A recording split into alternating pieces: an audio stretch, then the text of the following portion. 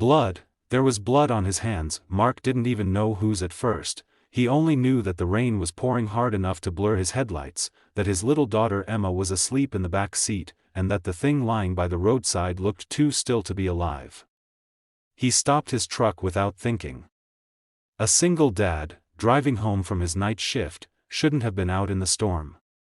But fate never asks permission before changing a man's life. When he stepped out, he saw her, a woman, beaten, half covered in mud, trembling as if the cold wanted to pull her soul away. Her hair clung to her face, and her lips tried to form words but failed. "Help, please." That voice, even weak and cracked, made something inside Mark freeze. He knew that voice. It couldn't be. He pulled off his jacket and wrapped it around her. "Ma'am, hold on, I've got you. You're going to be okay." He gently lifted her. She was lighter than she should have been, fragile like broken glass. As the truck's lights fell over her face, his heart stopped. The woman he was holding wasn't a stranger. It was her, the woman who'd once torn his life apart, the woman who'd left him to raise a baby alone, the woman he'd sworn he'd never forgive, Lena. He drove faster than he ever had before, his knuckles white on the steering wheel.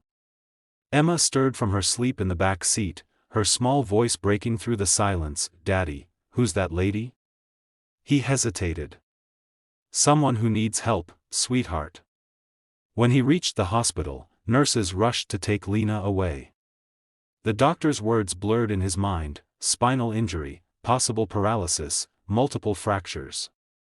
He sat in the waiting area, wet, shaking, torn between anger and something that felt too close to grief. Years ago, Lena had walked out on him and their newborn daughter without a word.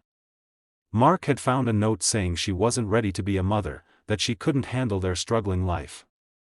He'd spent years scraping by, working 2 jobs, doing everything for Emma while trying to bury the bitterness that ate at him, and now, the same woman lay broken, unable to move, asking for his help. When the doctor finally said she was stable, Mark forced himself to see her. She looked pale, smaller than he remembered. Her eyes fluttered open, confusion mixing with shame. "Mark?" Her voice cracked. "Why are you here?" He swallowed hard. "I found you on the road. You were hurt." Tears slipped down her cheeks. "You shouldn't have stopped for me." "Yeah, well," he said softly, "you don't get to decide that anymore." Days passed. Mark visited every day, though he told himself it was just to make sure she didn't die with questions left unanswered. Emma came too, holding Lena's hand without understanding who she really was. Lena began to talk, slowly, painfully. She told him how she'd left because she'd been trapped in something darker than he'd ever known, a man who'd promised her everything, then beat her when she tried to leave. She'd been running that night. "I was trying to come see you," she whispered one evening. "I wanted to see her. To say I was sorry." Mark's jaw tightened. "You should have done that years ago." "I know," she cried. "I thought I could fix my life first. But it's too late, isn't it?" He didn't answer. He couldn't.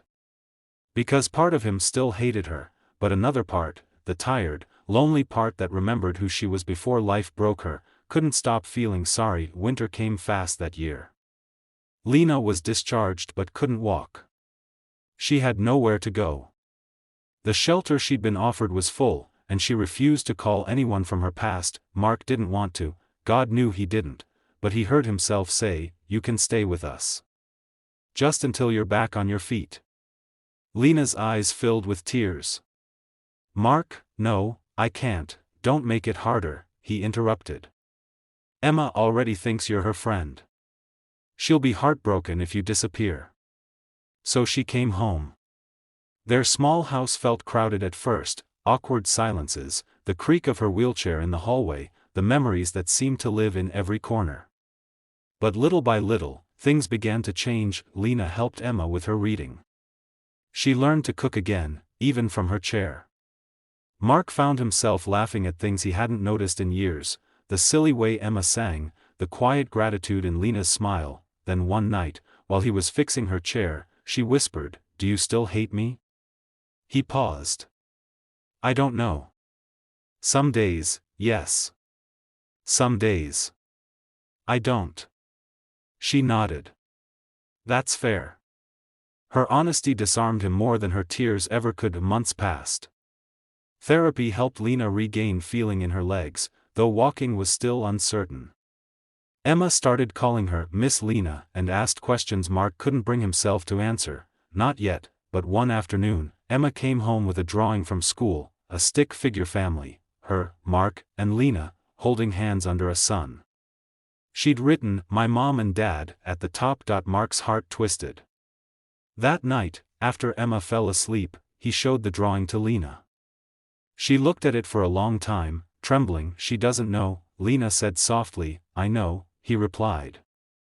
"But she feels it. Somehow, she knows." Tears filled her eyes. "Do you think she could ever forgive me?" He looked at her, really looked, and for the first time, he didn't see the woman who left. He saw the woman who came back, broken but brave. "She already has," he said. Spring came, and so did small miracles. Lena took her first steps without support in their backyard, Emma cheering like she'd seen magic. Mark stood behind her, hands ready to catch if she fell. But she didn't. When she turned to him, breathless, eyes shining, he realized something. He didn't just save her that night. She'd saved something in him too, the part that still believed in second chances, and if you'd asked Mark now why he stopped that rainy night, he'd say it wasn't luck or guilt. It was grace, the kind that finds you on a dark road when you least expect it, because sometimes, the people who break your heart are the same ones who teach you how to heal it, and sometimes, love doesn't come back perfect, that it just comes back, alive.